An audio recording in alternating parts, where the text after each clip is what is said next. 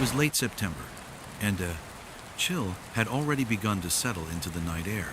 Sarah Mitchell, a 28-year-old graphic designer from San Francisco, Francisco, was driving alone along the winding, tree-lined roads of Northern California. She had taken a weekend trip to the small town of Crescent Ridge, famous for its old Victorian-style inns and the eerie fog that rolled down from the mountains at dusk. After a long day of hiking, Sarah decided to check into the oldest hotel in town, the Crescent Ridge Inn. It was a charming building with a creaky porch and ivy crawling up the sides, perfectly fitting the picturesque vibe of the area. The innkeeper, a man in his mid-60s named Mr. Donovan, greeted her with a smile that didn't quite reach his eyes. "The fog can get thick up here at night," Mr. Donovan warned as he handed her the brass key to room 217. "Make sure you stay inside once the sun sets. It's best to avoid the roads after dark." Sarah thanked him a bit, unnerved by his cryptic words, but shrugged it off. She was used to eccentric locals in small towns. Her room was on the second floor at the far end of a long, narrow hallway. The walls were lined with faded wallpaper. The floor creaked under her footsteps, and the air smelled faintly of old wood and dust. As night fell, the fog outside thickened, blurring the view from her window into nothingness. The wind howled through the trees, making the old hotel groan and sigh as if it were alive. Sarah tried to relax with a book, but a strange sense of unease began to settle over her. Around 10 p.m., she heard the first knock. Knock, knock, knock. Startled, she went to the door, but when she opened it, there was no one. There, only the silence of the hallway greeted her. Confused but not alarmed, she returned to her room, assuming it was a prank or maybe her imagination playing tricks. But then it happened again. Another knock. This time it was louder, more insistent. Knock, knock, knock. Sarah hesitated, her heart beginning to race.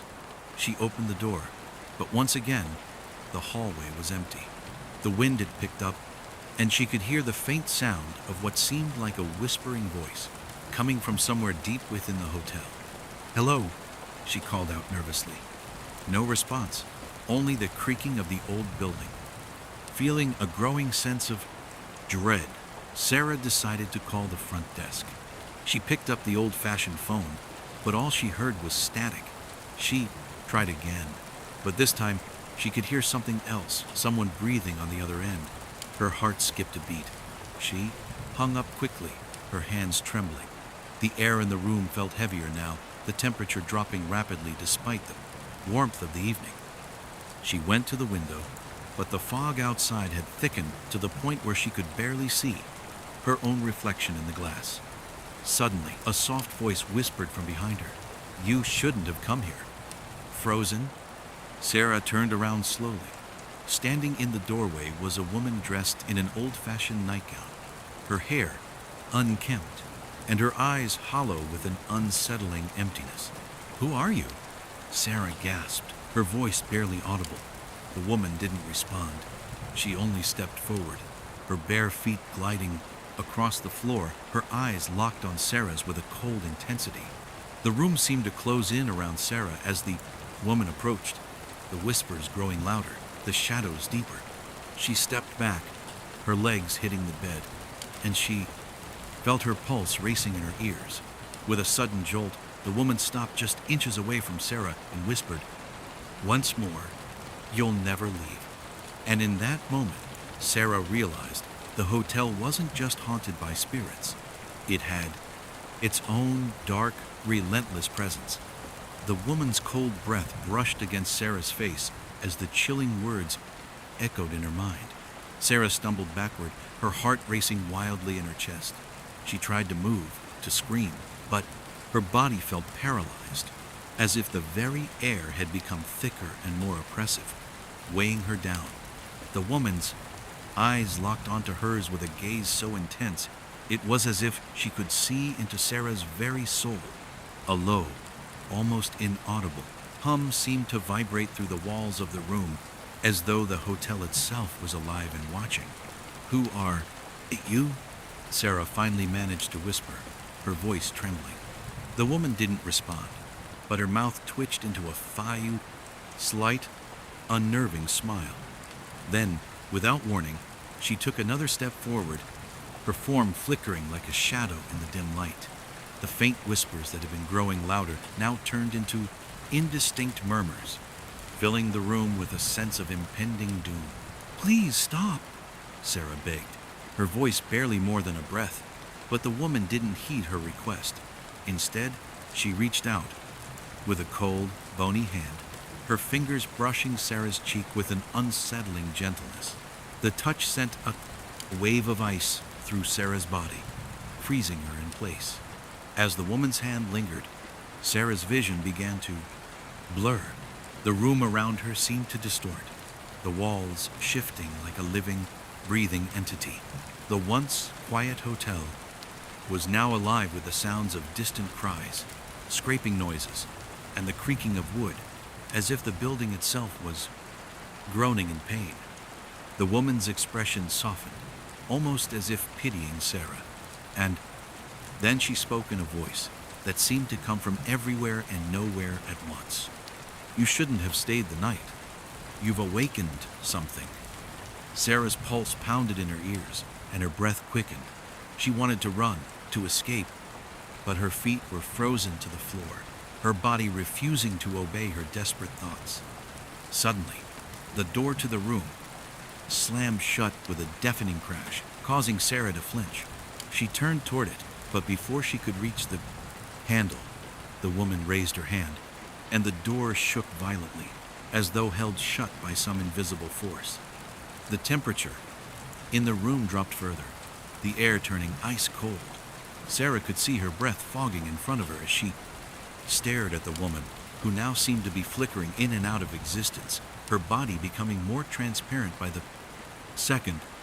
"Leave while you still can," the woman whispered, her voice now distant as if coming from far away.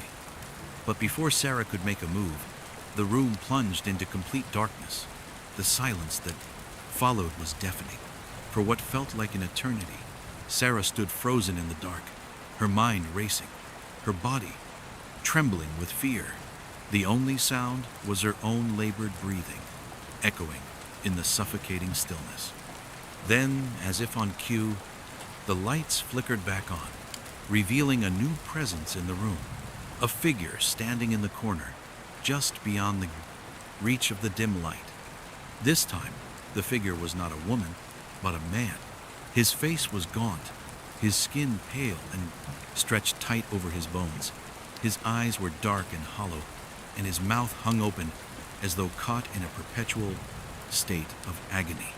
His clothes were tattered, his hands twitching erratically. Sarah's blood ran cold as the figure took a step forward, dragging one foot as if it were bound by chains. The air around him crackled with a low, unsettling energy, and Sarah could feel the weight of his gaze, even before he spoke. "You're trapped here now," the man rasped, his voice gravelly and hoarse. Sarah's heart skipped a beat. She wanted to scream, to fight, to do anything to escape, but the words of the woman from earlier echoed in her mind. "You'll never leave." "Who are you?" Sarah demanded, her voice shaking with fear and frustration. "What is this place?" The man tilted his head to the side, his hollow eyes studying her with a mixture of curiosity and pity. "This place, it is not just a hotel," he said slowly, his voice tinged with an eerie calm. "It's a prison for souls who can never leave." Sarah's breath caught in her throat as she tried to process his words. "Prison, souls," she whispered. What did he mean? "You felt it, haven't you?" The man continued, his voice growing more urgent. "The pull of the hotel, it calls to you, draws you in. But once you enter, there's no escape. Not for you, not for anyone." "Who are you?" Sarah repeated, her voice barely a whisper now. She could feel the sweat on her brow as the air grew even colder. The man didn't answer right away. Instead, he took another step closer, his eyes narrowing as if weighing something in his mind. Then, with a sudden movement, he reached out and grabbed Sarah's wrist, his touch freezing her to the bone. "I was like you. Once," he said, his voice low and filled with bitterness. "I came here looking for a place to rest, to escape my own life. But now, I am part of this place, as are all of us." Sarah tried to pull away, but his grip tightened, his cold fingers digging into her skin. "The souls here are trapped, cursed to wander these halls for eternity," he hissed. "Each guest who comes is bound to the hotel. Their souls become part of it. Their presence feeds it. And once you've stayed the night, you belong to it." Sarah's mind raced as the gravity of his words sank in. The haunted whispers, the strange occurrences, the sense of unease she'd felt since arriving, they were all part of this cursed place. It was no ordinary hotel. It was something far darker, something far more sinister. "No," Sarah whispered, shaking her head in disbelief. "I can't. I won't stay here." The man's eyes seemed to darken further, his grip tightening as he leaned in closer. His breath smelled of decay, his voice a rasping whisper in her ear. "You don't have a choice. None of us do." Suddenly, a loud crash echoed from down the hallway, followed by the sound of frantic footsteps. Sarah's eyes widened as she realized that she wasn't alone in this nightmare. The hotel was full of lost souls, all trapped here just like her. The man let go of her wrist, his eyes narrowing as he stared toward the door. For a moment, the room seemed to freeze in place, the silence growing unbearable. Then, as if on cue, the door to her room flew open, revealing a shadowy figure standing in the doorway. It was another woman, this one, dressed in a long, flowing gown, her hair wild and unkempt. Her eyes were wide with fear as she looked at Sarah. "They're coming," the woman gasped, her voice trembling. "We have to get out of here now." Without thinking, Sarah rushed toward the door, but the man grabbed her again, pulling her back into the room with inhuman strength. She struggled against his grip, panic rising in her chest. "You can't leave," the man growled, his voice low and threatening. "Not while they're here." Just as the room seemed to close in around her, Sarah heard another sound, this time from below, in the depths of the hotel. A low, rumbling growl, as though something ancient and monstrous was awakening from the very foundations of the building. "We have to go," the woman said urgently, her eyes wide with terror. "Now, before it's too late." And in that moment, Sarah realized that the hotel wasn't just haunted by spirits. It was alive. And if she didn't escape soon, she might become a part of it forever. But as the man's grip tightened once more and the growls from below grew louder, Sarah knew that leaving this place wouldn't be as simple as running. The woman's voice was frantic now, her eyes wide with terror. She grabbed Sarah by the arm, pulling her toward the door. "You don't understand," she gasped. "It's not just the souls that are trapped here. The hotel itself, it feeds off of them, grows stronger with each soul it claims. And if you're not careful, it will claim you too." Sarah struggled to breathe as the cold grip of fear tightened around her chest. She didn't know what to believe anymore. Was this woman truly trying to help her? Or was she just another lost soul, another victim of this cursed place? "Why don't you just leave?" Sarah demanded, her voice shaky. "You said it was too late to leave. What does that mean? Why are you still here?" The woman's face twisted with a mixture of pain and sorrow. "I tried to leave," she whispered. "I tried, but once you've entered this hotel, once you've stayed the night, it doesn't let you go. It takes something from you. And once it's taken enough, you become one of them, trapped forever." Sarah's heart pounded in her chest.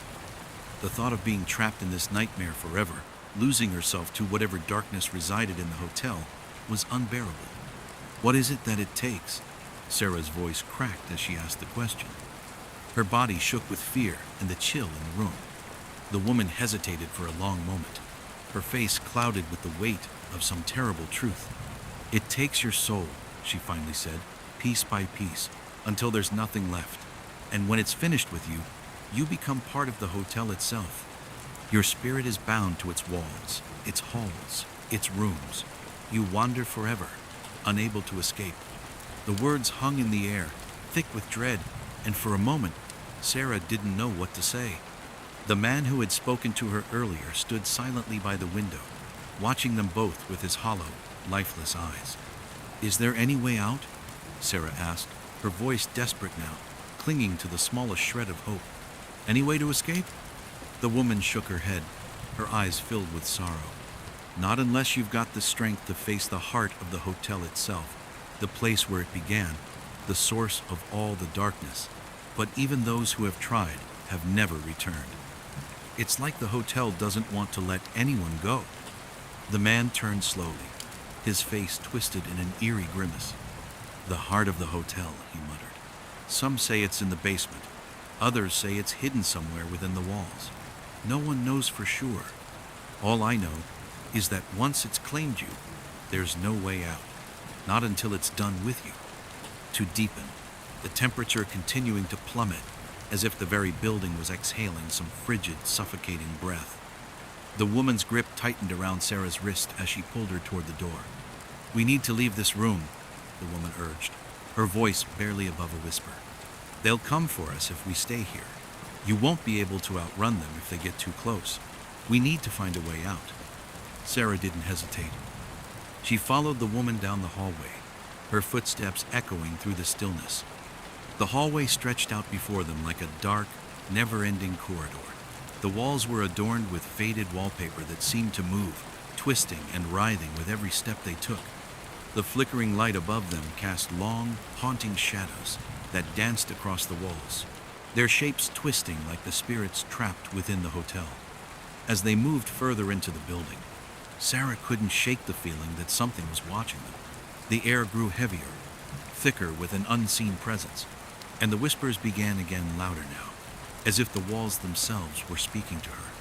The woman stopped abruptly in front of a door, her eyes darting nervously down the corridor. "This is it," she whispered, her voice trembling. "The way out. But we need to be quick. They won't give us much time." She pulled the door open, revealing a narrow staircase leading down into complete darkness. Sarah's breath caught in her throat.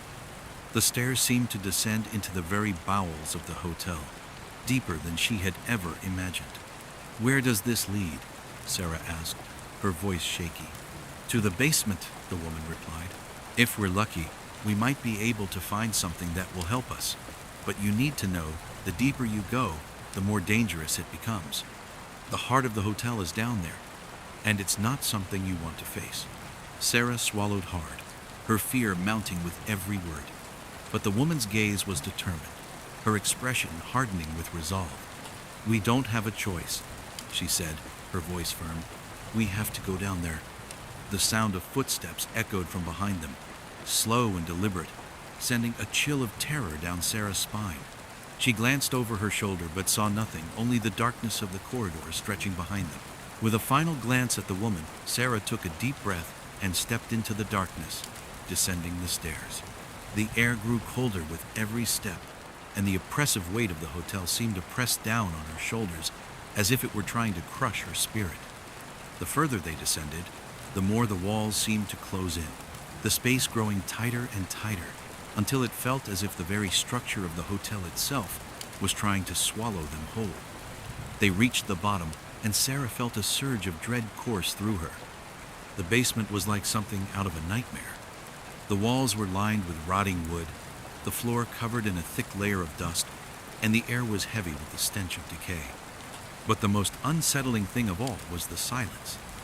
There was no sound here, no whispering voices, no creaking floorboards, just an oppressive, all-consuming stillness. The woman moved ahead, her steps silent, her face set with determination. "This is where it all began," she said softly. "The hotel was built on land cursed by dark forces, forces that fed off the souls of those who stayed here. And now," she trailed off, her voice growing more distant, "now it wants us all." Sarah's heart pounded in her chest, her thoughts racing as she tried to make sense of the horrors that had unfolded since her arrival. She glanced around the basement, but there was no sign of the heart of the hotel, no sign of the source of the evil that had claimed this place. But then, from the far corner of the room, a faint light flickered to life. The woman's eyes widened in fear. "That's it," she whispered. "The heart of the hotel." Without thinking, Sarah moved toward the light, her feet carrying her forward despite the warning bells ringing in her mind. As she got closer, the shadows in the room seemed she saw what lay ahead, a large stone altar in the center of the room, surrounded by strange symbols carved into the floor.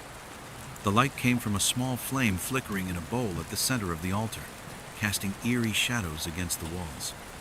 And standing at the altar was a figure, a man draped in tattered robes, his back to them. He was murmuring something under his breath, his hands raised in the air as if invoking some dark power. "This is it," the woman whispered, her voice trembling with a mixture of fear and awe. "This is what has been feeding the hotel all these years." Sarah's breath caught in her throat as she watched the figure, her instincts screaming at her to run, to get away from whatever dark force was at work in this place.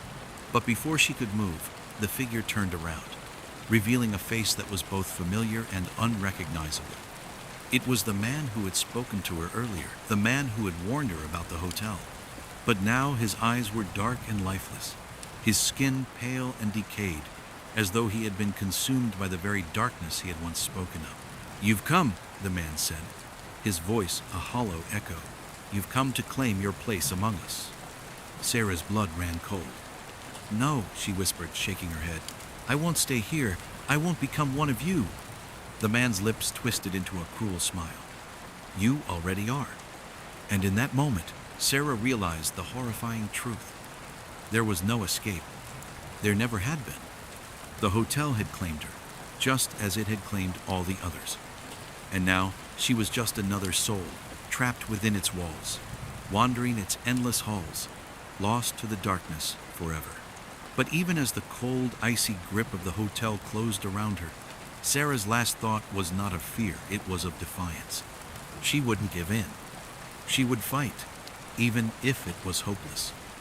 Because sometimes, even in the darkest of places, there is a flicker of light, and perhaps that light was all she needed to keep fighting. The man's twisted grin lingered, his eyes now more hollow than before, as if every ounce of humanity had been drained from him long ago. His voice, though cold and lifeless, seemed to echo with an unsettling power. "You're already here, trapped in the web the hotel has spun. There's no way back, no escape. You can't fight it, Sarah." Sarah's chest tightened as she struggled to breathe. She tried to step back, but her feet felt rooted to the cold stone floor, as if the very earth beneath her had become part of the cursed fabric of the hotel. The man's words echoed in her mind, growing louder with each beat of her frantic heart. "No!" she gasped, shaking her head desperately. "I won't accept this. I can't be part of this place." The woman beside Sarah stepped forward, her hand trembling as she placed it on Sarah's shoulder.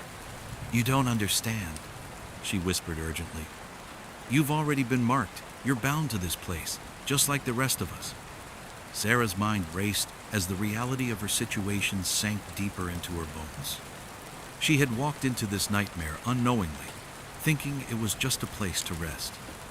Now she understood this hotel, this forsaken building, was far more than a simple structure. It was a living entity, one that fed off souls, one that had taken so much over the years that it had become a twisted creature in its own right. "How?" Sarah whispered, her voice filled with dread.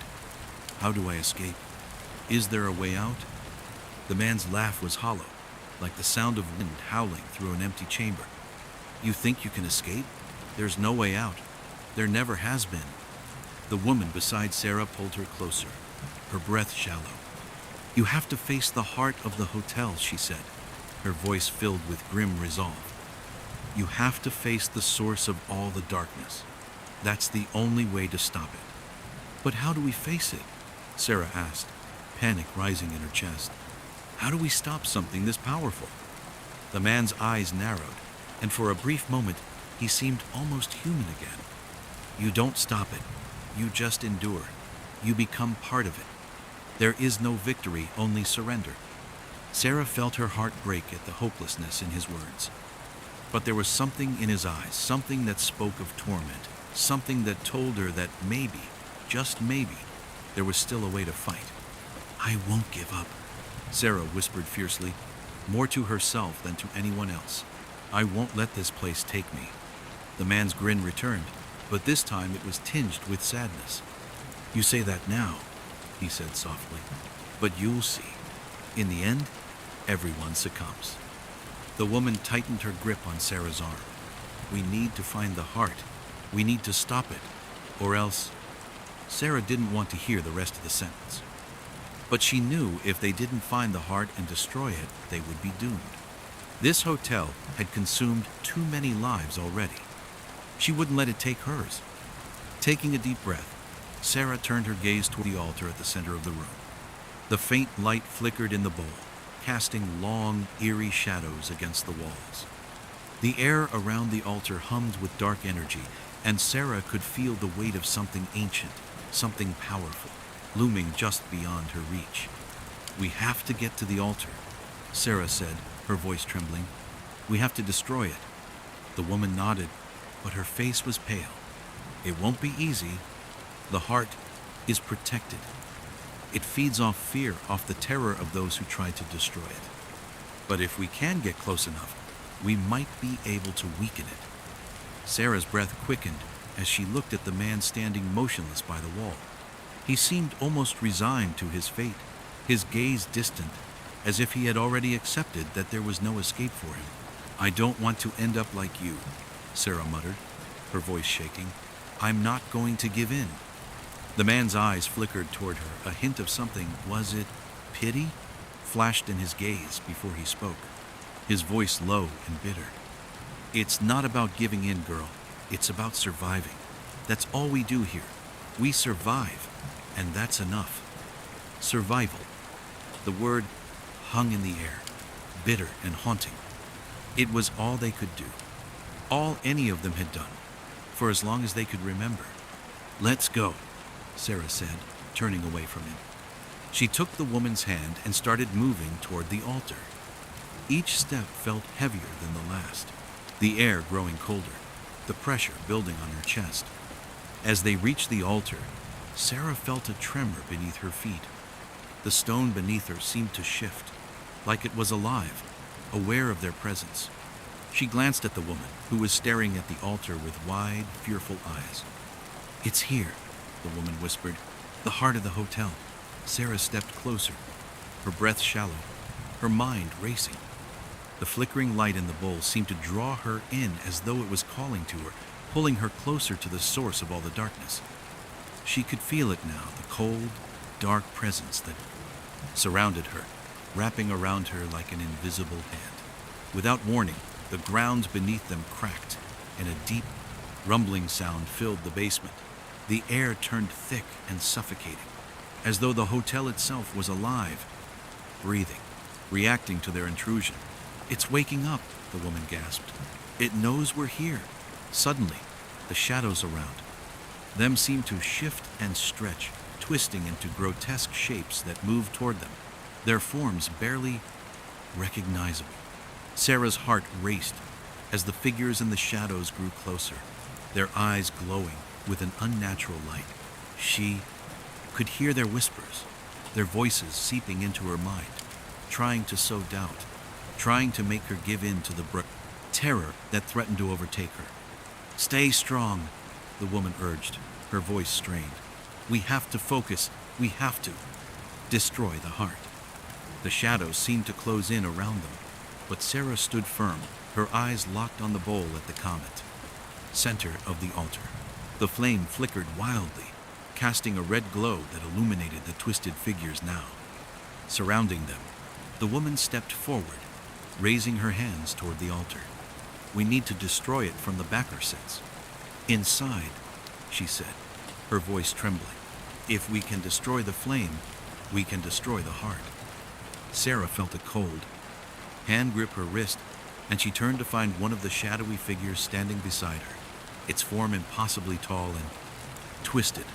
Its face was a mask of anguish, its eyes hollow and empty. "No!" Sarah screamed, pulling away. "Let me go!" But the figure's grip tightened, pulling her closer, and Sarah felt herself being dragged toward the altar, toward the flame that was the source of the hotel's power. The woman reached for the flame, her hands trembling as she hovered just above it. "We need to burn it," she said, her voice strained with effort. "We have to burn the heart to destroy it." With a final desperate cry, the woman plunged her hands into the flame, and the room exploded with a blinding light. For a moment, there was nothing but the sound of crackling fire, the rush of wind, and the deafening roar of the hotel as it trembled under the force of the destruction. Sarah closed her eyes, her body shaking with fear and anticipation. When she opened her eyes again, the light had dimmed and the shadows had receded. The altar was gone, and the basement was eerily silent. The oppressive weight that had hung in the air was lifted, and for the first time since she had entered the hotel, she felt free. But the woman was gone. Sarah stumbled forward, her mind reeling. "No," she whispered, tears streaming down her face. "No, no, no." She was alone. The hotel had taken the woman. It had taken everything. But in the midst of the darkness, Sarah realized something. The hotel might have taken her, might have tried to claim her, but it hadn't succeeded. She was still here, still standing. She wasn't a part of it yet, and she never would be. She turned and walked away from the altar, her footsteps echoing in the silence. The hotel had tried to consume her, but she had fought back. And for the first time in what felt like forever, Sarah believed that maybe, just maybe, she could escape this place. But even as she moved toward the door, the whispers began again, and in the distance, she heard the faintest echo of a voice that sounded just like the woman who had tried to save her. "Remember," the voice whispered, barely a breath, "the hotel never truly lets you go."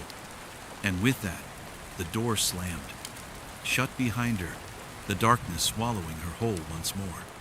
The air was thick, with a strange, almost tangible silence. As Sarah stepped away from the altar, the remnants of the flickering flame had died down, leaving behind only the echoes of her own breath and the faint crackling sound of the last embers burning away. Her hands shook as she wiped her face, trying to steady herself. She felt an overwhelming weight pressing against her chest, but she refused to let it pull her down. She had fought too hard to escape the hotel, and now, more than ever, she needed to be strong. But something felt wrong. The basement had transformed. The shadows were no longer clinging to the walls. They had become part of the very air around her. The room felt colder, and the once faint whispers had grown louder. They seemed to come from every direction, seeping into her thoughts, clawing at the edges of her mind. Sarah could feel them. These restless spirits that had been trapped here for so long, their anguish and despair were suffocating. Their pain, a constant reminder that the hotel would never let them go. They had been consumed by the darkness, just like the woman who had tried to help her. But the woman was gone. Sarah stumbled forward, her mind reeling. "No," she whispered, tears streaming down her face. "No, no, no." She was alone. The hotel had taken the woman. It had taken everything. But in the midst of the darkness, Sarah realized something. The hotel might have taken her, might have tried to claim her, but it hadn't succeeded. She was still here, still standing. She wasn't a part of it yet, and she never would be. She turned and walked away from the altar, her footsteps echoing in the silence. The hotel had tried to consume her, but she had fought back. And for the first time in what felt like forever, Sarah believed that maybe, just maybe, she could escape this place. But even as she moved toward the door, the whispers began again, and in the distance, she heard the faintest echo of a voice that sounded just like the woman who had tried to save her. Remember, the voice whispered, barely a breath, the hotel never truly lets you go. And with that, the door slammed, shut behind her, the darkness swallowing her whole once more. The air was thick, with a strange, almost tangible silence. As Sarah stepped away from the altar, the remnants of the flickering flame had died down, leaving behind only the echoes of her own breath and the faint crackling sound of the last embers burning away. Her hands shook as she wiped her face, trying to steady herself. She felt an overwhelming weight pressing against her chest, but she refused to let it pull her down. She had fought too hard to escape the hotel, and now, more than ever, she needed to be strong. But something felt wrong. The basement had transformed. The shadows were no longer clinging to the walls. They had become part of the very air around her. The room felt colder, and the once faint whispers had grown louder. They seemed to come from every direction, seeping into her thoughts, clawing at the edges of her mind. Sarah could feel them, these restless spirits that had been trapped here for so long. Their anguish and despair were suffocating, their pain a constant reminder that the hotel would never let them go. They had been consumed by the darkness, just like the woman who had tried to help her, but the woman was gone. Sarah's heart ached as the memories of her flooded back. The woman had been so determined, so willing to fight until the end, and now she was nothing more than another lost soul. Her sacrifice, a fleeting attempt to destroy the heart of the hotel. But Sarah had survived, and for the first time since she arrived, she felt the heavy weight of her own survival. She couldn't stay in this basement forever. She needed to find a way out. But where? The hotel was massive, its hallways and rooms seemingly endless, each one filled with its own horrors. Even though she had broken the altar, she knew that wasn't enough. The hotel's darkness wasn't just contained in one place.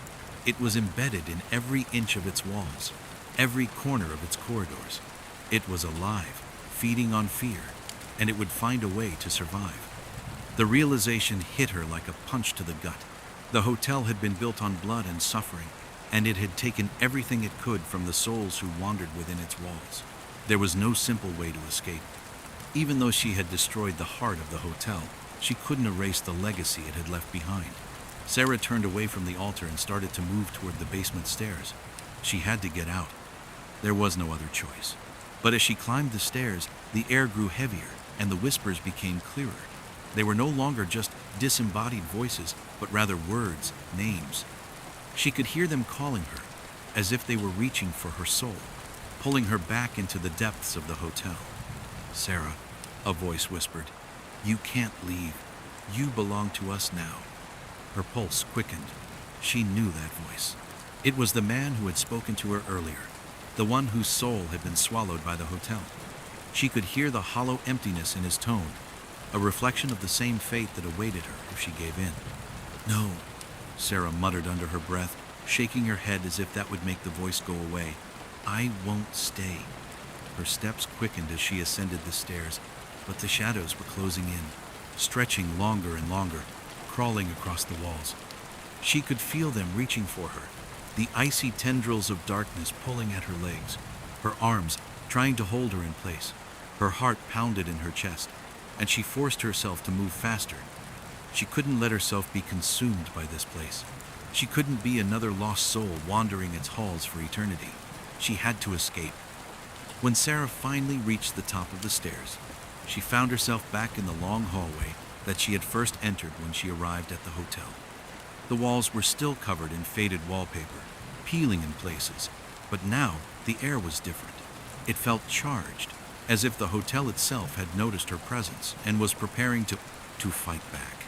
She could hear the sound of footsteps behind her, slow, deliberate, and heavy. She didn't need to look back to know what it was. The shadows were coming, closing in on her, eager to drag her back down into the basement, to the heart of the hotel, where it would consume her. But Sarah couldn't stop. She couldn't give up. With every step, the whispers grew louder, the voices more insistent. They seemed to be coming from the walls, the floor, the very air around her. The hotel was speaking to her now, trying to break her resolve, trying to pull her under. She turned a corner, and the hallway stretched out before her, a maze of doors and corridors, each one darker than the last. She had no idea where to go. Every door she passed seemed to hold a secret, a dark promise of what lay beyond, and every door she opened led her deeper into the nightmare. The walls began to close in, the narrow hallway making it feel as though the hotel itself was squeezing the life out of her. Breathing grew ragged, her chest tightening with panic. Suddenly she stopped in her tracks. There, at the end of the hallway, was a door different from all the others. It was pristine, untouched by time or decay, the wood smooth and dark, almost inviting. The faintest light seemed to glow around its edges, as if someone, was waiting on the other side. Sarah approached cautiously, her hand trembling as she reached for the doorknob. The whispers had stopped, and for a moment she felt a sense of peace, as though the door was offering her a way out. But she knew better. The hotel wouldn't let her go that easily. She grasped the doorknob and turned it, but the door didn't budge. It was locked. Her mind raced. What now? She had to get out. There had to be a way. And then a thought struck her. She remembered the woman, the one who had tried to help her, the woman who had warned her about the heart of the hotel, who had told her there was a way to destroy it. Perhaps this was it. Perhaps this door was the way out, the last hope. She stepped back, her mind racing as she searched for something, anything, that might help her unlock the door. Her gaze fell on the floor beneath her feet. The dust was undisturbed, but there was something there, something she hadn't noticed before. A symbol, a strange, intricate symbol had been carved into the floor, the edges faint but still visible. It looked like the same symbols that had surrounded the altar in the basement. Without thinking, Sarah dropped to her knees and traced the symbol with her fingers. As soon as her skin touched the carvings, the air around her shifted, the temperature dropped, and she could feel the presence of something ancient stirring. The door groaned, its hinges creaking as if it were alive, and then, with a sudden forceful click, it opened. Sarah's breath caught in her throat. What lay beyond the door was not what she had expected. It was a room, but not just any room.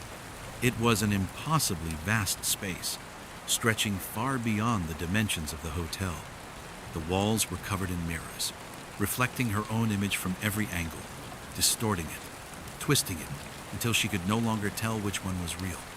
The room was empty, save for a single chair placed in the center of the room, facing a large, ornate mirror. She felt drawn to the chair, compelled to sit, as though something in the room was calling to her. The moment she sat down, the mirrors began to shift, the reflections warping and changing, forming shapes that danced and swirled around her. The shadows seemed to come alive, flickering across the mirrors, their forms both familiar and foreign, all watching her with empty eyes. Then the voice returned. "Sarah," it whispered softly, yet it echoed throughout the room. "You cannot leave. You belong here." Her heart raced, but she fought to steady her breath. "No," she said firmly. "I won't stay." "You've already made your choice," the voice replied, "and now there is no turning back. The hotel will never let you go. You are part of it, and you always will be." But even as the voice spoke, Sarah could feel something deep within her, a spark of resistance, a flicker of strength that refused to be extinguished. The shadows seemed to close in around her, but she stood tall, her eyes locked on the mirror, her reflection staring back at her, and for the first time, she didn't see fear. She saw defiance. The whispers grew louder, but Sarah held her ground. The hotel might have claimed so many others, but it would not claim her. Not today. With one final, determined step forward, she moved toward the mirror, her hand outstretched, and as she touched the glass, she felt the world around her shudder, the darkness breaking, the hotel's grip loosening. This was not the end. It was only the beginning. The moment Sarah's hand made contact with the cold surface of the mirror, a jolt ran through her, a sharp electric surge that seemed to pierce through her very soul. For a moment, everything went still. The whispers stopped. The shadows ceased their creeping advance. The reflection of Sarah in the mirror stared back at her, not with the fear or uncertainty that she had seen before, but with something else, something stronger. Her reflection was not as it had been moments ago, twisted and haunted by the presence of the hotel. Instead, her eyes burned with a newfound determination. Her heart thudded in her chest, her pulse quickening as she pressed her palm flat against the smooth glass. The mirror felt warm under her fingers, an odd sensation that made the hairs on the back of her neck stand up. The room around her shifted again, and Sarah stumbled back as the world warped. The mirrors, once stationary and silent, began to ripple like water disturbed by a stone. Her reflection fractured, multiplying into countless versions of herself, each one looking back at her with wide, curious eyes. They were all different, yet all the same. The shadows around her deepened, swirling like dark clouds closing in, but Sarah felt a strange calm wash over her. She was no longer just a victim. She was something more. It was as if the hotel had awoken to her realization. The very air around her seemed to hum with a strange energy, charged with the essence of all the souls it had claimed over the years. The voices that had once whispered in her ears now filled the room with a cacophony of anguish and fear. The faces in the mirrors shifted, some contorted in agony, others pleading for release, their eyes hollow and vacant. But Sarah no longer felt fear. She stepped forward, her breath steady, her heart calm. She wasn't sure what had changed, but something inside her had awakened. The very darkness that had tried to swallow her now seemed less intimidating, as if it had lost its power over her. The hotel was not invincible. She had come to realize that the hotel, for all its might and terror, was driven by one thing: its need to feed on fear. And that fear had always been its greatest weapon. But Sarah had learned not to fear it. She moved toward the center of the room, her reflection in the mirrors following her. Each step, a ripple through the fractured surface of the glass. Her heart, once heavy with despair, now beat with resolve. She was no longer a prisoner in this place. She was here to end it, to bring the suffering to a close. The hotel could not have her. She would not be another lost soul. The shadows continued to swirl around her, whispering, screeching, trying to pull her back into the depths. But Sarah stood firm. She clenched her fists at her sides, feeling the surge of power that seemed to flow through her. The hotel had tried to break her, but it had failed, and now she would turn its own power against it. Without a word, Sarah raised her hands to the mirror. She could feel the energy in the room pulsating, a thick, oppressive force that weighed heavily on her. But she wasn't afraid. She focused all her strength into her hands, and as if responding to her will, the mirrors began to shudder. The ripples grew stronger, the glass vibrating as though it were on the verge of shattering. The whispers grew louder, more frantic as the darkness around her pressed in. But Sarah didn't falter. She kept her eyes fixed on her reflection, her own face glowing with a light that seemed to emanate from within her.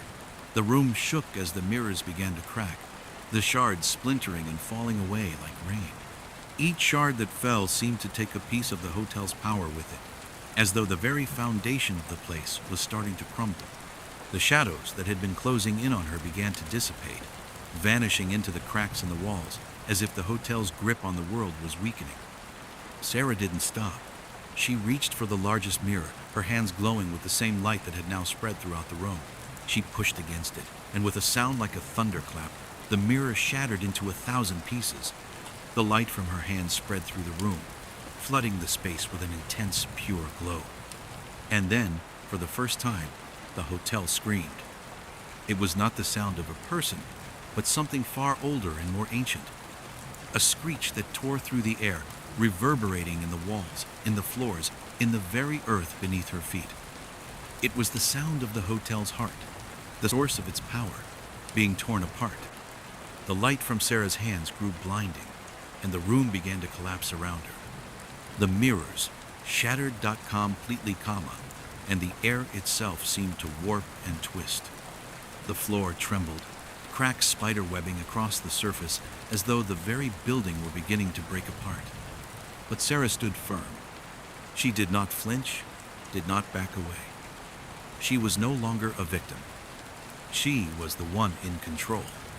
The hotel's power was fading, its grip slipping away, and it could no longer hold her. She felt the presence of the souls that had been trapped here, those that had been lost to the hotel over the years. They were there in the cracks of the walls, in the whispers of the wind, in the very air around her. They had been consumed, twisted, used by the hotel to maintain its power. But now they were free. She could feel them, each one of them rising from the depths of the building, their spirits no longer bound to the darkness. And then the room fell silent. Sarah blinked, her eyes adjusting to the sudden blinding light that filled the space. The hotel was gone. The darkness had retreated. The oppressive air had lifted, and the suffocating weight that had pressed on her chest for so long had disappeared.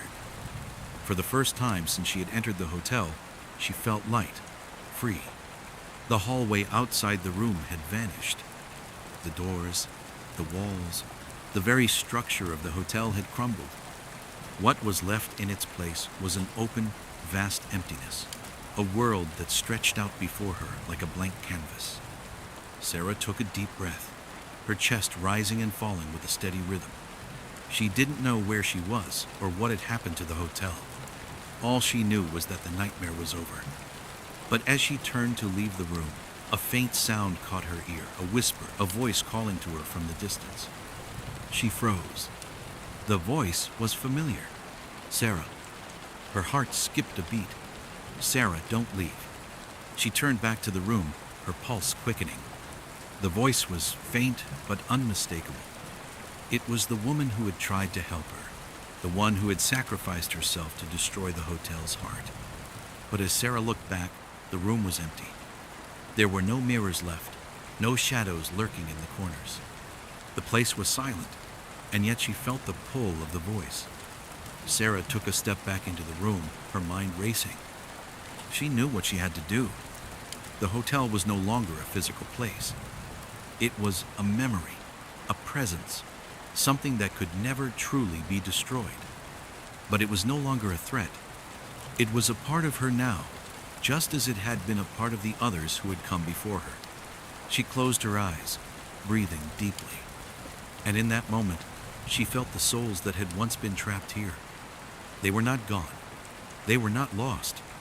They had found peace, released from the chains that had bound them to the hotel for so long. Sarah opened her eyes, and the faintest smile touched her lips. She had broken free, and she had freed them too. The hotel might never truly be gone, but Sarah knew one thing for certain. She had survived, and she would never forget the souls she had helped release. With one last glance at the empty room, Sarah turned and walked into the light, leaving the hotel and its horror behind her. The world beyond was waiting. Sarah stepped into the light, her footsteps steady and sure. The weight of the hotel, the darkness that had once threatened to consume her, now felt like a distant memory, something from another life, another person. She had fought it, faced it, and walked out the other side. And with each step away from the ruins of the place, she felt more and more like herself again. The wind outside was cool against her skin, a sharp contrast to the oppressive heat and claustrophobia she had felt inside the hotel. The world beyond stretched out before her, vast and open, full of possibilities. The sky above was clear, a soft blue stretching endlessly into the horizon. It was a world untouched by the hotel's shadow, wide, bright, and full of life. Sarah stood for a moment, breathing in the cool, clean air. She would carry the memories of what had happened, the lessons carved deep into her heart. The horror might have faded, but the strength she had found would never leave her. And the souls, those lost voices, she could still sense them, soft and distant, finally at peace. She had helped set them free, and in doing so, she had freed herself. Once, fear had held her captive. Now, it was behind her.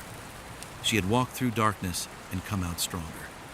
She had proven that even the deepest shadows could be broken, that even in a place built on fear, hope could survive. Deep down, she understood the hotel would never truly vanish. It would remain a faint scar in her memory, a ghost in the far corners of her mind. Some things are never fully forgotten, but she was no longer its prisoner. Turning her back on the ruins, Sarah stepped forward, each stride pulling her further into the light of a new beginning. The hotel's grip was broken, and at last, Sarah was free.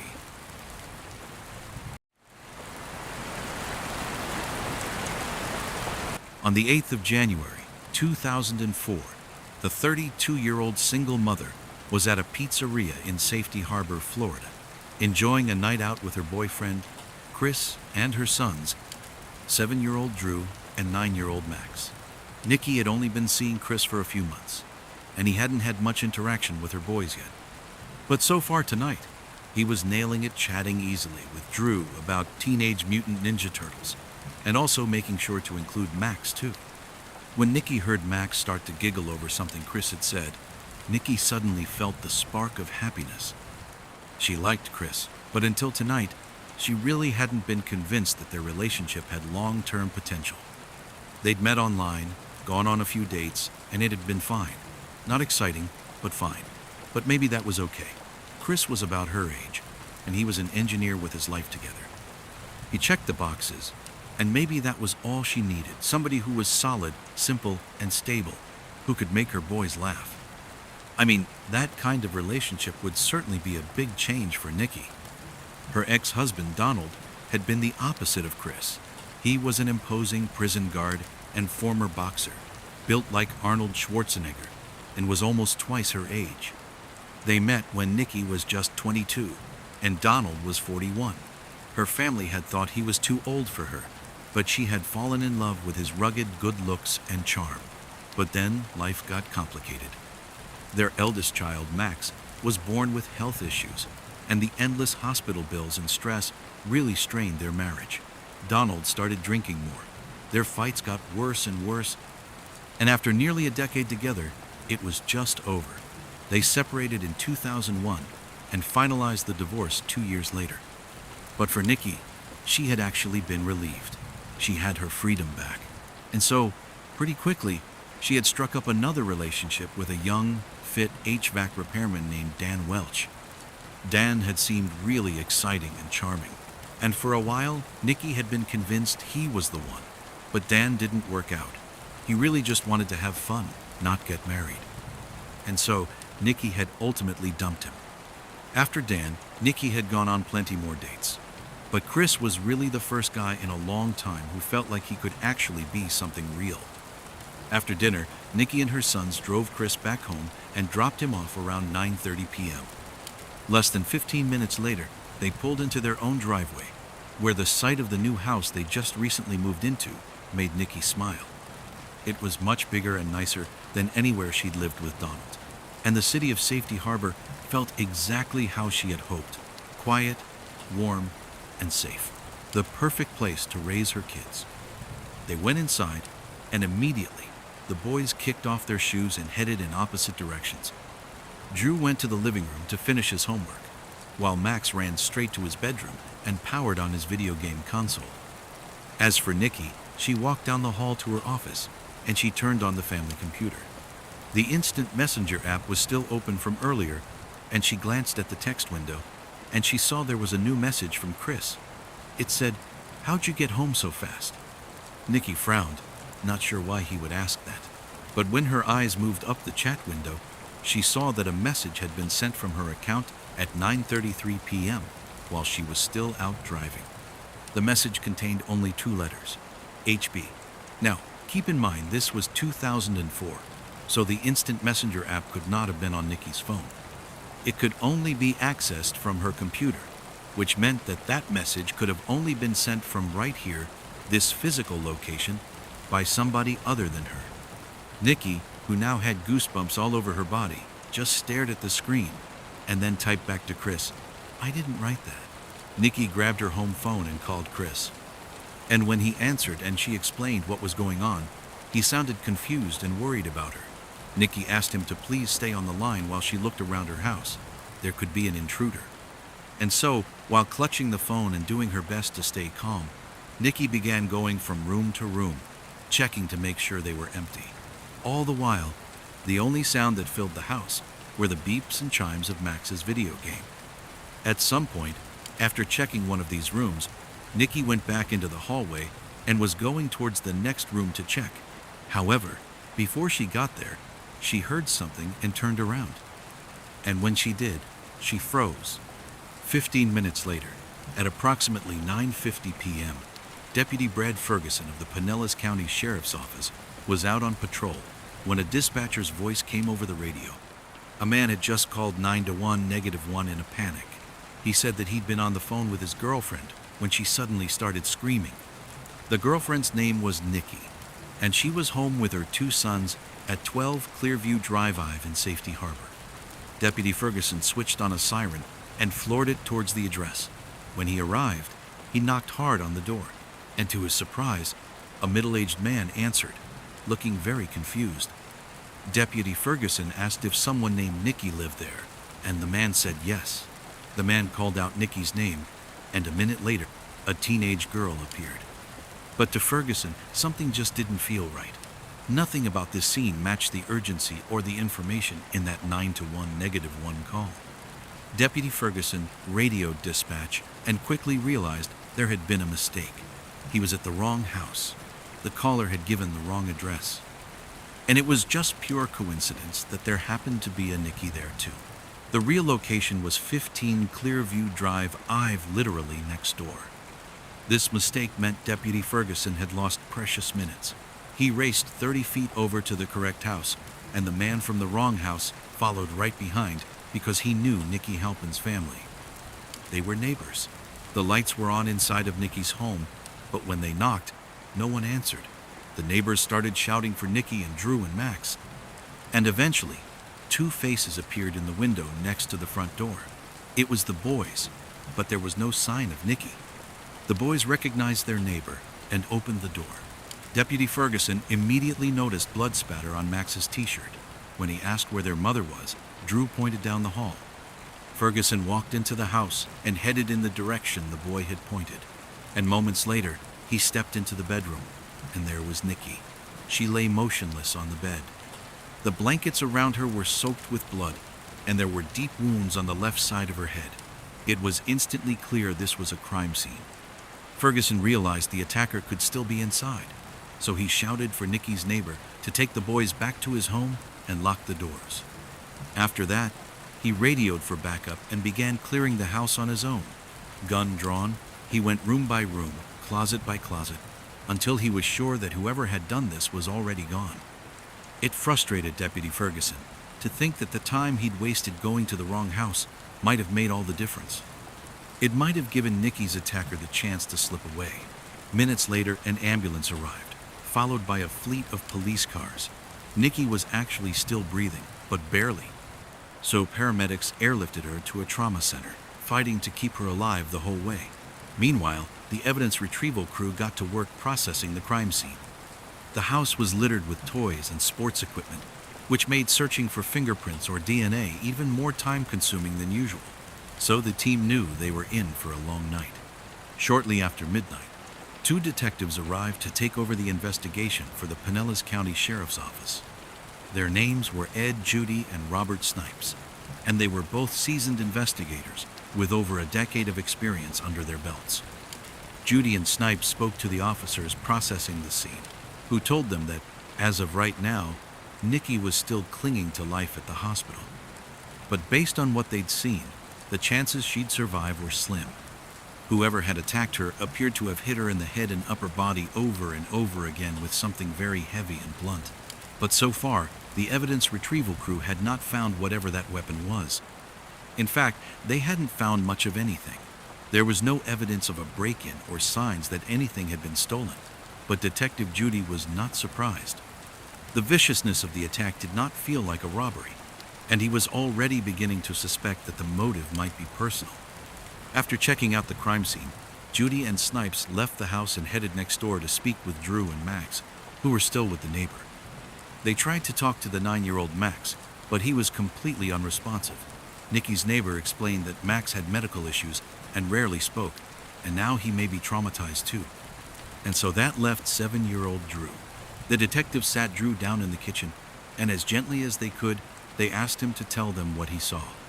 There was a long silence, And at first, the detectives weren't sure the boy would even answer them. But then, he started talking. Drew told the detectives that he had been in the living room doing math problems when he heard his mother scream.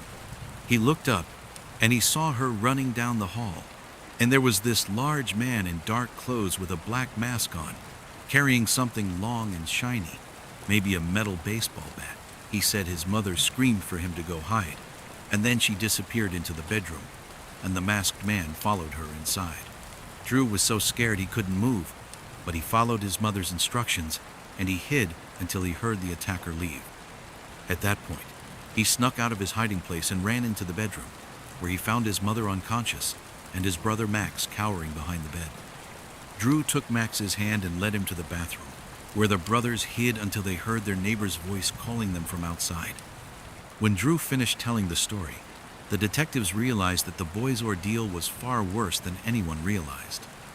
Max, the 9-year-old, had actually been in the bedroom with his mother while she was being attacked. By this point, it was nearing 2 a.m., and the boys were obviously exhausted. But Detective Judy had one more question. He asked Drew if he recognized the attacker. Now, Judy didn't expect much of an answer out of Drew, since the man had worn a mask. But to his surprise, Drew nodded and said yes.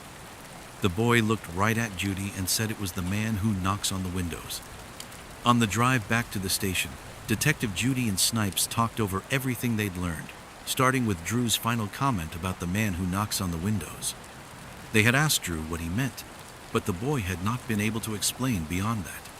The detectives weren't sure if the man who knocks on the windows was a real clue or a garbled story from a deeply traumatized child, but whichever it was, they couldn't make sense of it right now. So they agreed to log the statement and come back to it later. For now, they decided to focus on the information from Drew that did sound reliable, and that was that the intruder was a man. This fact lined up both with their suspicions and with their training, which told them that whenever a woman is attacked, the culprit is usually an intimate partner. And so, in the detective's eyes, all the men in Nikki's life were now potential suspects. When the detectives got back to the station, Nikki's boyfriend Chris was waiting in an interview room to give a statement. Chris had been at his house talking to Nikki over the phone when he actually heard the attack. He was the one who actually made the 9-1 -1 call. Logistically, it seemed hard to imagine how he could have done those two things if he had committed the attack himself.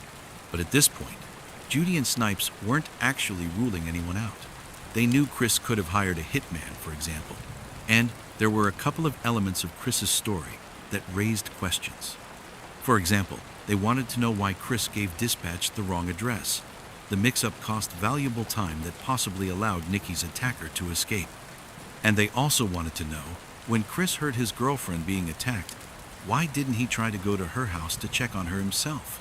He could have called 9-1 -1 on the way from his cell phone. So the detective sat down across from Chris and got right into it. Their first question, about the wrong address, Chris answered easily. He said he had been in a panic and simply mixed up the numbers. But the second question, about why he didn't do more to help Nikki, or at least go check on her, seemed to trip Chris up, and he kind of stumbled through a pretty confusing explanation. He said he had considered going to her house when he heard her scream on the phone, but he didn't because he was afraid that someone was waiting outside his own door and would attack him too if he tried to leave. To Judy and Snipes, this answer just seemed weird.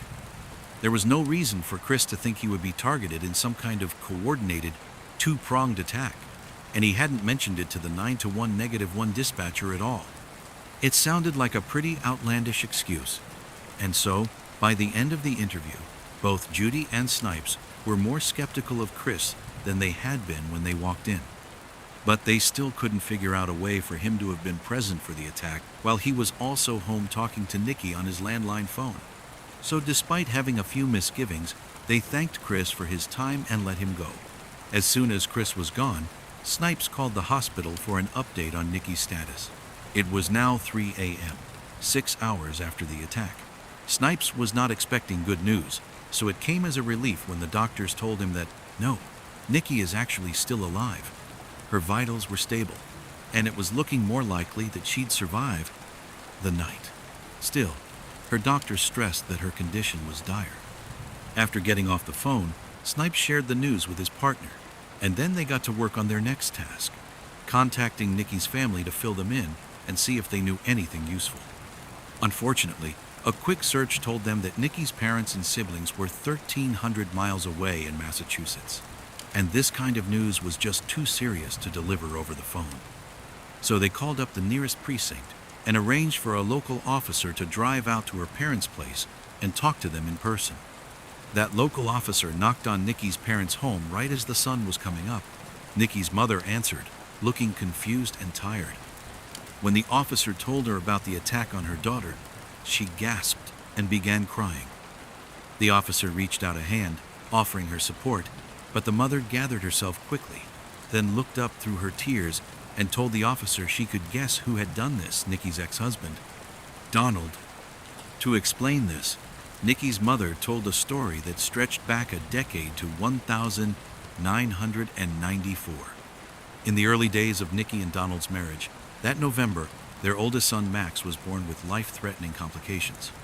A buildup of fluid in his skull put too much pressure on his brain, and he only narrowly survived. Over the next few years, Max endured dozens of brain surgeries.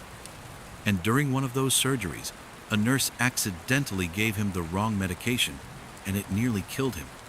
Nikki and Donald sued the hospital over the incident, kicking off a drawn-out and very expensive legal battle that created a lot of financial pressure on the family.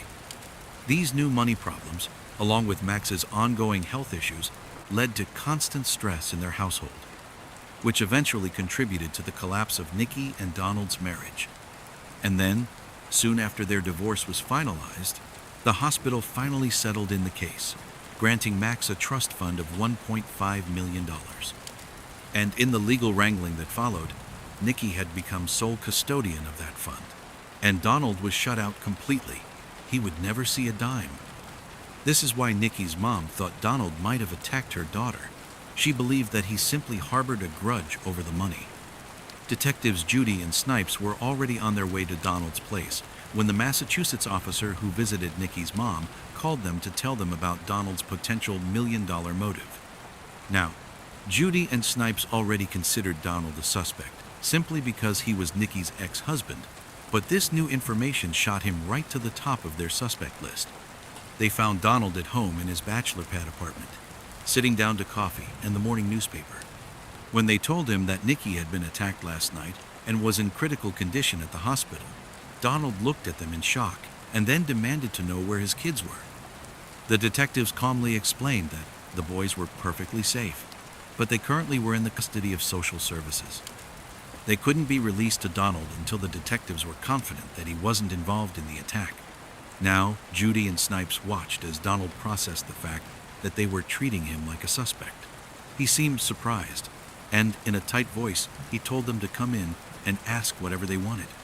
Inside, as Judy and Snipes launched into their questions, it quickly became clear that the divorce was a very sensitive topic for Donald, but not just because of that trust. He did say he did not think Nikki was managing the fund properly, but beyond that, he told the detectives that, actually, he was still in love with Nikki. But this admission really only made Donald even more attractive as a suspect. Maybe, the detectives thought, he was jealous that Nikki was dating other people. So they asked Donald if he would come back to the station for a polygraph test, and he said yes. Detectives Judy and Snipes were hoping to use this polygraph test to press Donald about whether he really still loved Nikki or if his love had turned to anger. They wanted to try to catch him in a lie. But as soon as they got the machine up and running, Donald started passing question after question without so much as a blip. The detectives started to wonder if maybe they and Nikki's family had misjudged Donald. But then it happened. Judy asked Donald if he knew who hurt Nikki. Donald said no, and the machine registered a sharp rise in his heartbeat. This signified a possible lie.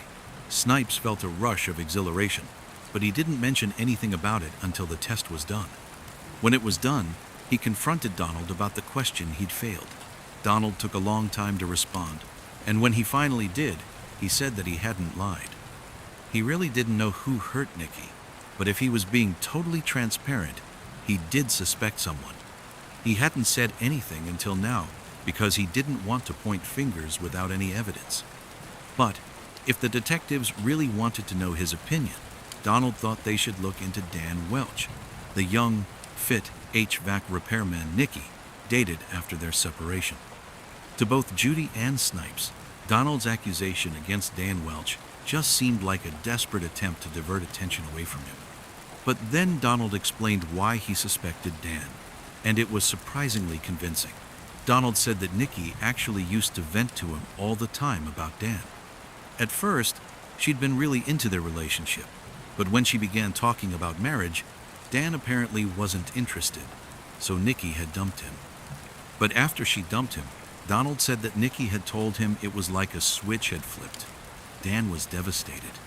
He refused to accept that it was over and kept calling Nicky and begging her to take him back for months afterward.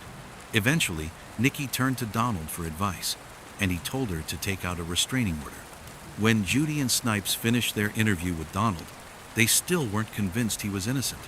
However, they now had a second suspect, Dan Welch. The first thing Judy and Snipes did as they began digging into Dan was to search for that restraining order that Donald apparently had told Nicky to file, but there wasn't one. Not only had Nicky not taken out a restraining order against Dan, but nobody had. In fact, Dan had no criminal record of any kind. And the more Judy and Snipes thought about it, the more they realized that what Donald told them about Dan just didn't add up. Dan Welch had gotten himself dumped for not wanting to marry Nicky, while Donald fully admitted that he himself was still in love with her. And that was quite a motive. But before they could make any final judgments, they needed to talk to Dan. But that interview would have to wait. It was now late in the afternoon on the day after Nicky's attack. Detectives Judy and Snipes had been up for more than 24 hours working this case, and they were fading fast. Before they spoke to any more suspects, they needed to get some sleep. The pair reconvened the next morning at the station, and the first thing they did was call the hospital to check on Nicky. And unfortunately, the news was bad. She had spent 36 hours on life support. She was unconscious and showing no signs of brain activity. It was unlikely she was ever going to recover. This put the detectives in a somber mood as they headed out to talk to Nicky's ex-boyfriend, Dan. Dan lived in Clearwater, just a few miles away from Nicky's home in Safety Harbor.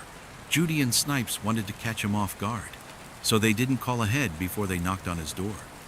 When Dan answered, the detectives studied his face, as they told him they were here to speak about Nicky. They deliberately did not tell him why, because they wanted to see if the mention of Nicky made him nervous or angry or emotional in any way. But Dan just stared at them like he couldn't understand what they were saying. In fact, he was acting like he didn't even know who Nicky was. So when Dan just continued to look confused, the detectives repeated themselves, this time using Nicky's full name. And that's when a look of recognition passed over Dan's face. He quickly waved them inside and said he'd been confused because he always called Nicky Nicole. Dan said he had heard about the attack on the radio and had been expecting a visit. As they walked to his living room, Dan kept saying how he was happy to help the investigation, but to the detectives he seemed almost too eager. Dan's upbeat demeanor felt forced, and Judy and Snipes could sense anxiety just beneath the surface. They had barely sat down when Dan had already offered to provide DNA samples and invited the detectives to search his apartment for evidence. The detectives told Dan that yes, they would love to do both of those things, but first they just wanted to talk. They told him that they had heard his breakup with Nicky might have gotten a bit ugly, and so they wanted to hear his side of the story if there was any truth to Donald's accusations about Dan harassing Nicky following the breakup. The detectives thought this question might trigger some sort of reaction, but Dan just sort of shrugged it off. He said he had gotten over Nicole a long time ago, and he was now seeing somebody else. Dan also had an alibi for the night of the attack. He said he had spent the evening working out with a buddy and then went home around 10 p.m., and then he called his girlfriend. Dan pulled up contact information for both of those people and gave it to Judy and Snipes. At this point, the detectives weren't sure what to think of Dan. They figured his alibi would check out, otherwise Dan would not have volunteered it. So maybe Dan's anxiety they were sensing was just regular anxiety. I mean, plenty of totally innocent people get nervous around cops. and often kind of over-explain themselves, like Dan was doing. It didn't necessarily mean he was hiding something, but just to be safe, Judy asked Dan if he'd be willing to come to the station to take a polygraph, and like Judy expected, Dan said yes. When they got back to the station, they set Dan up in a private room and hooked him up to the polygraph machine. Dan said he was ready, so Judy began asking questions, with Snipes watching the monitor for signs of emotional distress. And pretty much right away, Snipes saw the needle spike. That meant Dan was hiding something. According to the machine, he was lying. But as Judy asked another question, and another, something weird began to happen. Every question, even baseline questions about what day of the week it was, the machine would mark Dan's response as a possible lie. And with these kinds of results, it was hard to know if Dan was actually lying or if he was just so anxious that basically anything he said was setting off the machine. The detectives both knew that even in the best cases, polygraph tests are not perfect.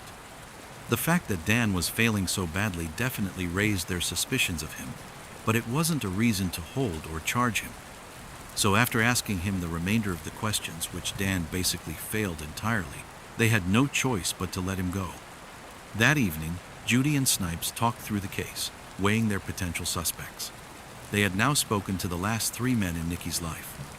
First, there was Chris, Nikki's current boyfriend. His explanation about not rushing to help Nikki because he thought he might be in danger, because there was somebody outside his door, still struck them as extremely weird. But the fact that he had called 911-1 as the attack was ongoing made it hard to see him as the culprit. They still hadn't ruled him out completely, but he was admittedly less suspicious than their other 2 suspects. Next, there was Donald, Nikki's ex-husband.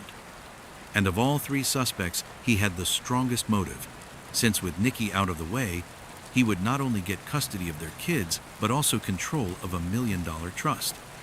And the fact that he had pointed the finger at Dan, Nikki's ex-boyfriend, was also suspicious, especially since there was no criminal record of the problems Donald had told them about. That on its own was almost enough to convince them that Donald was their guy. He was guilty. Except that their 3rd suspect, Dan, the ex-boyfriend, had failed every question on his polygraph test.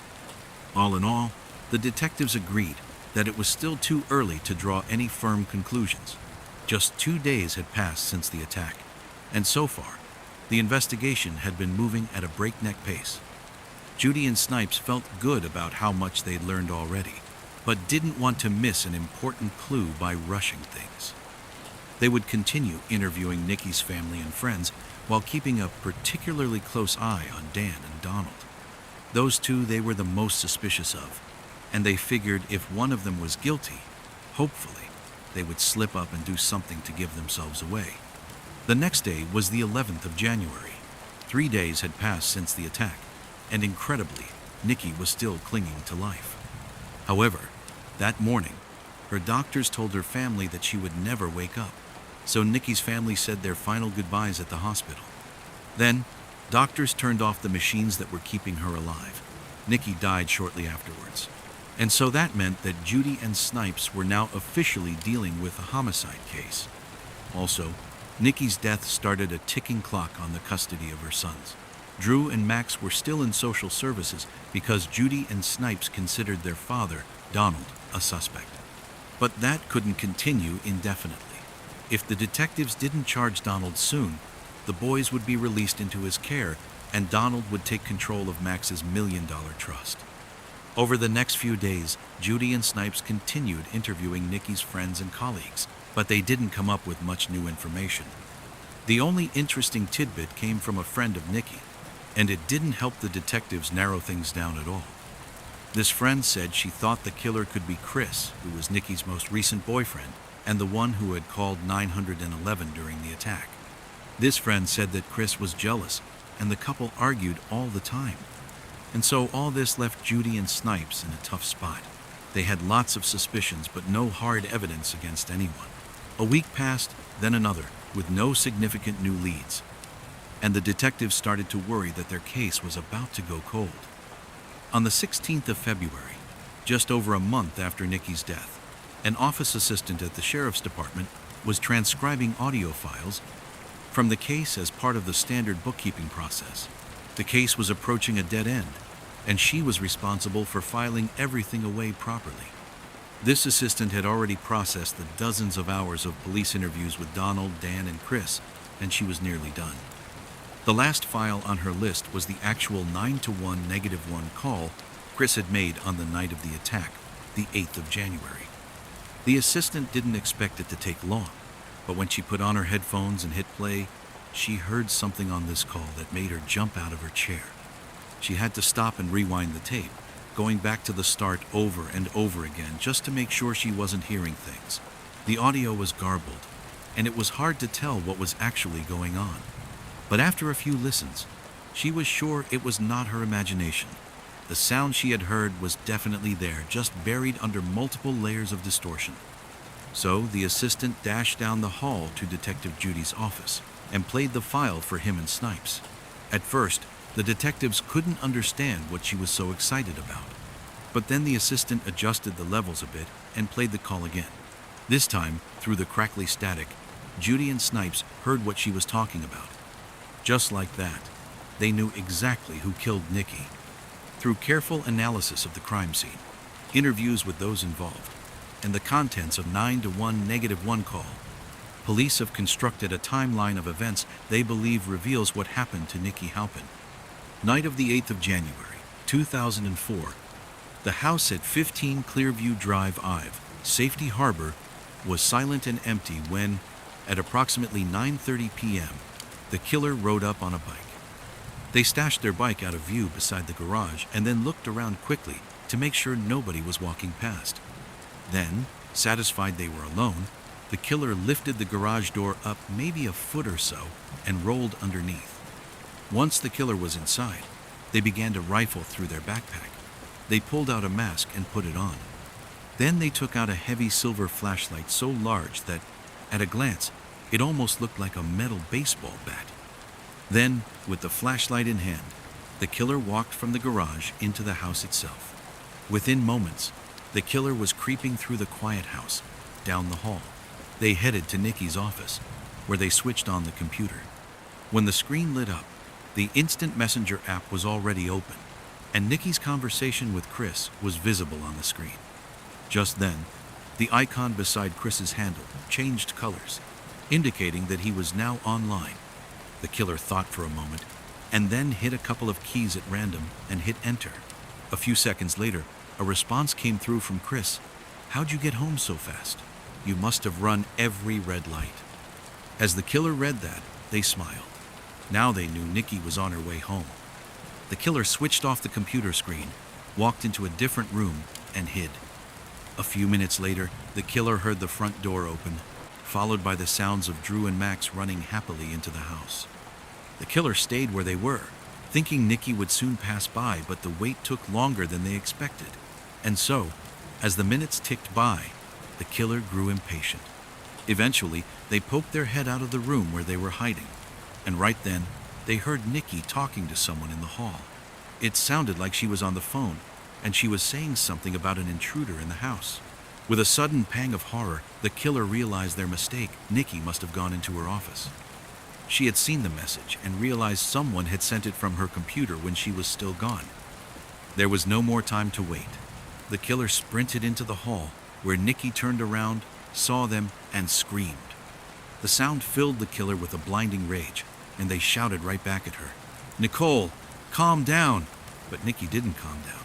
She turned and ran.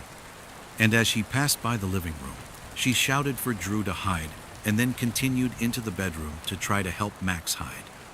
But the killer chased after her and grabbed her and threw her onto the bed. She screamed and tried to fight them off, but the killer swung that heavy flashlight as hard as they could into her head and her shoulders and her neck over and over until she stopped moving. The killer completely ignored Max, the 9-year-old, who was right next to the bed, cowering, who had just watched this happen to his mother. The killer simply turned, dashed out of the room, taking the bloody flashlight with them. However, what the killer failed to notice was the phone lying on the bed beside Nikki's limp body. The line was still open, and on the other end, Chris was listening over speakerphone while he spoke to the police on his cell phone. And so, with Chris's phones so close together, the audio from Nikki's room was picked up and recorded along the 9-to-1 -1 call. It was very faint and heavily degraded, but with a little effort, the phrase, "Nicole, calm down," could be heard in the background. And this was the phrase that blew the investigation wide open. When the sheriff's department assistant had heard those words, she instantly recognized the killer's voice, since she had just transcribed hours of interrogation videos with them. But it wasn't just the voice that gave the killer away. One word caught on that tape sealed the killer's fate. Every single person in her life called her Nikki. Every person except for one. Only Nikki's ex-boyfriend, Dan Welch, the HVAC guy, called her Nicole. It was his voice on the recording. His voice saying, "Nicole, calm down," right before he struck her with the flashlight in front of her own kids. It would turn out that Nikki's ex-husband, Donald, had been telling the truth when he said Dan was harassing Nikki. Ever since their breakup, Dan had been stalking Nikki, showing up at her house without warning and pounding on the windows while shouting for her to come out and talk. And this fact likely explains the strange way Nikki's son, Drew, had described his mother's killer. To a child, Dan was the man who knocks on the windows. Dan was indicted in January of 2006 and eventually pled guilty to second-degree murder. He was sentenced to 25 years in prison and will be eligible for parole.